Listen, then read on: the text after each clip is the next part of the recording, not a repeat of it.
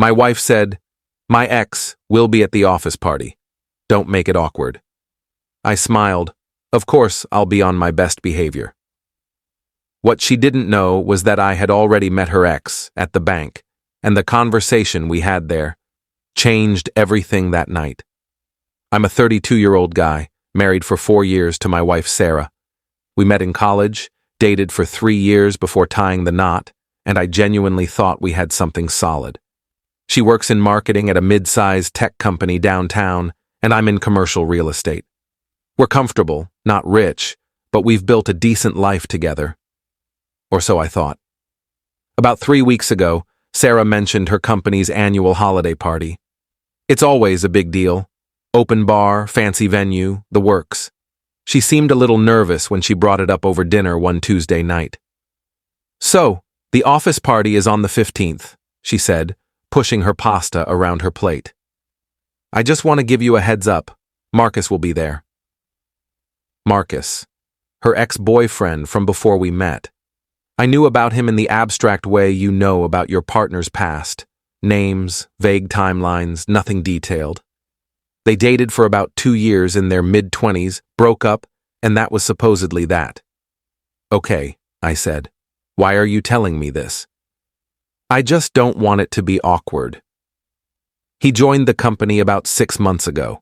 Different department. We barely interact, but he'll obviously be at the party. "Sarah, I'm a grown man. I'm not going to make a scene at your work event because your ex is there." She smiled, relieved. "I know.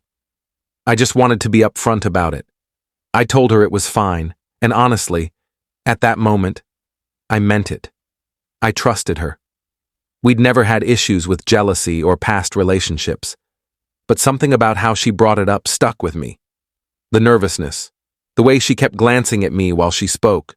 Fast forward to that Friday. I had to stop by our bank around lunchtime to sort out some paperwork for a property closing.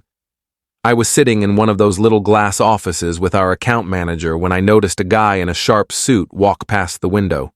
Tall, fit, dark hair.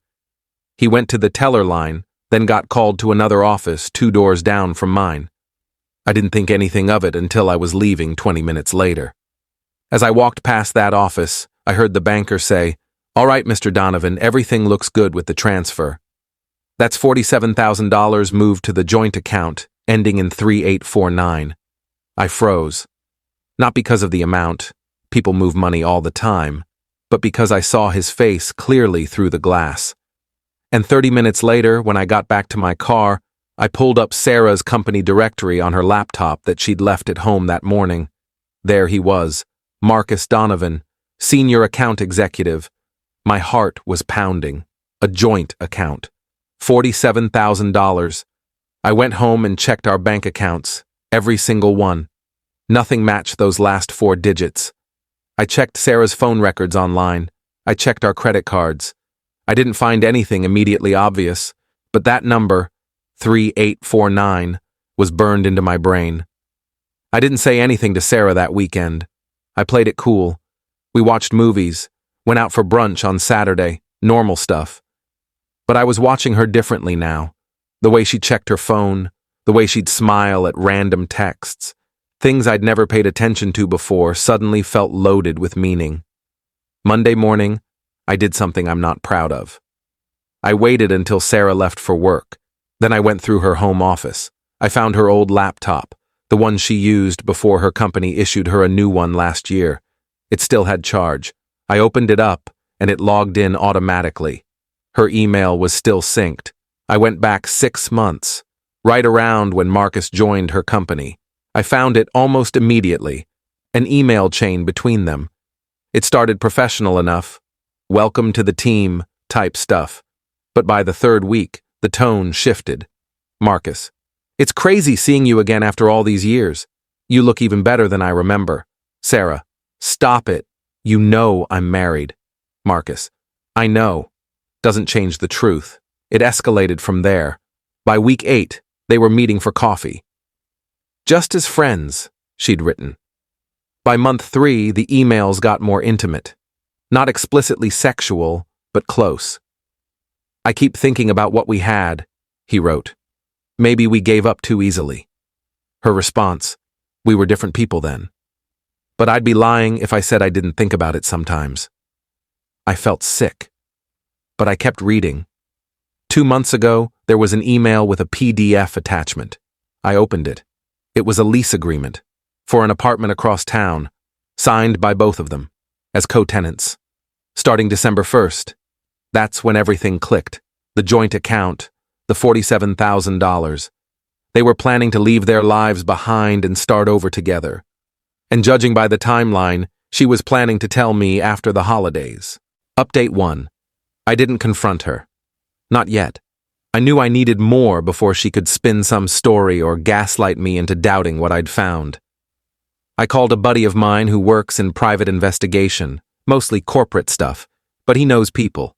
I sent him everything I had. He called me back 3 hours later. Man, I'm sorry, he said. But yeah, the account exists. It's at a different bank, not yours. And they've both been contributing to it. Started small, but it ramped up fast. Can you find out more? Give me a week. I gave him a week. During that time, Sarah was completely normal, affectionate even. We had sex twice. She made me dinner. She asked about my day. It was like living in a simulation where I was the only one who knew none of it was real. The office party was on the 15th, a Saturday night. Sarah spent all afternoon getting ready. Hair, makeup, a new dress she'd bought specifically for the event. She looked beautiful, and I hated that I could still think that while knowing what I knew. In the car on the way there, she reminded me, Marcus will be there. Please just be polite if you meet him. I know it might feel weird, but it's important to me that tonight goes smoothly. I smiled at her. Of course, I'll be on my best behavior. She squeezed my hand. Thank you. The party was at this upscale hotel ballroom, maybe 200 people. Open bar, DJ, the whole thing. Sarah immediately got pulled into conversations with coworkers. I grabbed a drink and hung back, scanning the room. It took me about 10 minutes to spot him. Marcus was standing near the bar, talking to a group of people. He looked exactly like I remembered from the bank. Confident, expensive suit, the kind of guy who probably played lacrosse in college. I watched him for a while. At one point, Sarah walked past him. They made eye contact. She gave him a polite smile, nothing more, and kept walking. Good performance. Around 8 p.m., I saw him step outside onto the patio for a phone call. I followed him. He was alone, leaning against the railing, phone to his ear. I waited until he hung up. Marcus? He turned, surprised. Yeah? I'm Ryan. Sarah's husband. His face went through about 5 different expressions in 2 seconds. Surprise, recognition, fear, then forced calm. Oh, hey, nice to finally meet you. He extended his hand. I shook it. Firm grip, eye contact. She's told me a lot about you. All good things, I hope. He laughed. It sounded nervous. She mentioned you'd be here tonight. Said you two used to date. Yeah, a long time ago. Ancient history. Right. Ancient history. I paused, took a sip of my drink. Hey, random question. Do you bank at First National? The color drained from his face, just for a second. But I saw it. Yeah. Why? I thought I saw you there last Friday. I was in for some paperwork. Small world, right? Yeah. Small world. He was trying to play it cool, but his voice was tight. I couldn't help but overhear you were moving some money around. Something like 47 grand? That's a big transfer. His jaw clenched. That's private. Of course. I'm not trying to pry, just making conversation. I smiled. Must be exciting, whatever you're saving up for. He didn't respond, just stared at me. I leaned in slightly, keeping my voice low. Here's the thing, Marcus. I know about the apartment. I know about the account. I know about the emails. I know everything. His face went from pale to red. I don't know what you're talking about. Yes, you do. And here's what's going to happen. You're going to walk back into that party, and you're going to avoid my wife for the rest of the night. You're going to start looking for a new job on Monday, and you're going to disappear from her life. Because if you don't, I'm going to make sure everyone in that ballroom, your boss, her boss, HR, knows exactly what you two have been planning. You can't prove anything." I pulled out my phone, opened a folder, and showed him screenshots of the emails, the lease, bank records my PI friend had pulled. His face went white again. "Try me," I said. He didn't say anything, just stood there breathing hard. Finally, he nodded, once, sharp and quick. "Good talk," I said, and walked back inside. Update 2. The rest of the party was surreal. I kept my distance from Marcus, and he kept his from Sarah. She didn't seem to notice anything was off. Around 10 p.m., she found me near the bar, a little tipsy, laughing with some of her co-workers. "Having fun?" she asked, sliding her arm around my waist. "Yeah, it's a great party. Your company knows how to throw an event. Did you meet Marcus?" "Briefly. Seemed like a nice guy." She smiled, relieved. "Good. I'm glad tonight went smoothly. We left around 11. In the car, she was chatty, relaxed. She had no idea.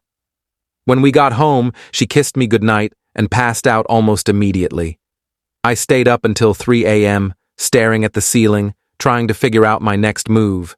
Monday morning, I called a divorce attorney. Consultation was scheduled for Wednesday.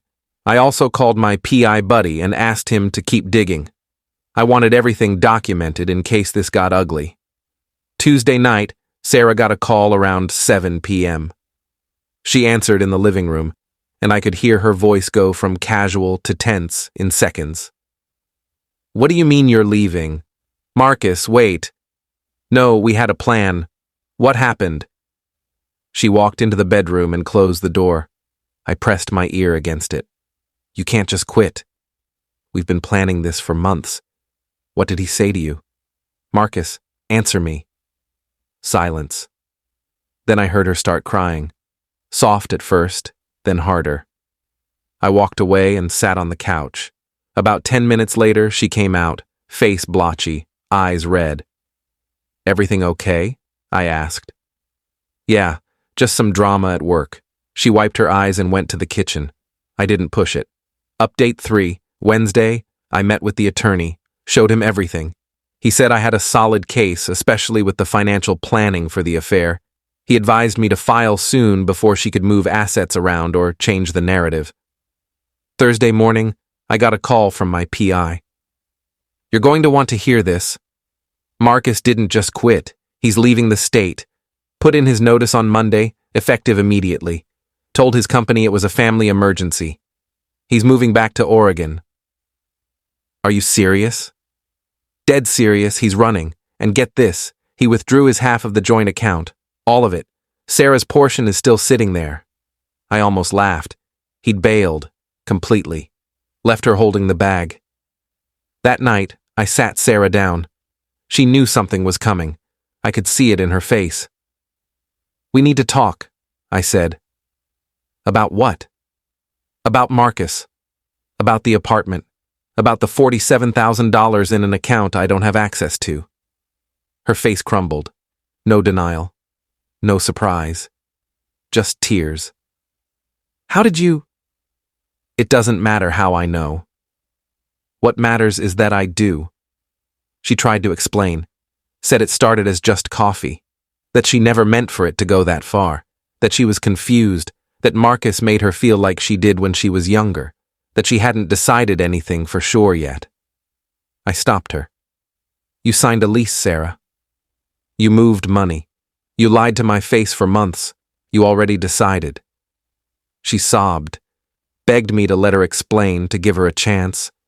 But I was done. I told her I'd already spoken to an attorney, that I wanted a divorce, that she had 2 weeks to find somewhere else to live. She tried to call Marcus. He didn't answer. She tried again the next day. Blocked. He was gone. Completely ghosted her. Final update. The divorce took 6 months to finalize. Sarah tried to fight it at first, but once her attorney saw the evidence, they advised her to settle. She had to split the joint account money with me as part of the settlement, which felt like poetic justice. She moved in with a friend and eventually got her own place. I heard through mutual acquaintances that Marcus never came back. He's somewhere in Portland now, working for a startup. Sarah's still at the same company, but from what I understand, people found out about the affair. Her reputation took a hit. As for me, I'm doing better than I expected. I threw myself into work, reconnected with old friends, started going to the gym regularly. I even went on a few dates, though nothing serious yet. I'm not in a rush. Looking back, the weirdest part is how normal everything seemed right up until it wasn't. I keep thinking about that night at the bank. If I hadn't walked past that office, if I hadn't overheard that one sentence, I might have stayed in the dark until she was ready to leave. Maybe that would have hurt more. Or maybe it would have hurt less. I don't know. What I do know is that I'm glad I found out when I did. I'm glad I confronted Marcus. And I'm glad I walked away before I wasted any more years on someone who could plan a whole separate life behind my back. Edit 1. A few people have asked why I didn't confront Sarah immediately after finding the emails. Honestly, I needed time to process it and gather evidence. I knew if I went in angry and half-informed, she could have spun it or deleted things. Waiting gave me control. Edit 2. Yes, Marcus really did ghost her completely. According to a friend who still works at her company, she tried to reach him for weeks. He blocked her on everything. I almost feel bad for her. Almost. Edit 3. For those wondering, the apartment lease was never used. They'd paid the first and last month's rent, but since neither of them moved in, they forfeited it. That money's just gone. Probably the most expensive lesson either of them will ever learn.